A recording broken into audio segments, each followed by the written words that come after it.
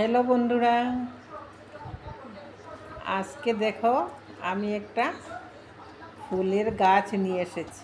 আমি নাম বলবো না, কারণ ওই ওই ফুলটার নাম কি তোমরা কমেন্টে বলবে। দেখো কত ফুল, কিন্তু এত ফুল ফুটে তার কারণ কি জানো? আমি কিন্তু একটা গোপন ট্রিপস আছে আমার কাছে। কি জানো?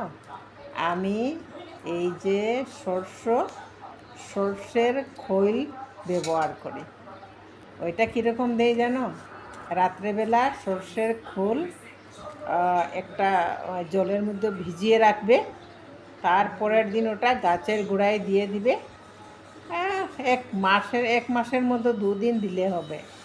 গাছে অনবরত 12 মাস এই ফুলটা ফুটতে থাকবে। আমি কিন্তু গোবর টোবর বেশি দেই না, মাটির মধ্যে আমি শুধু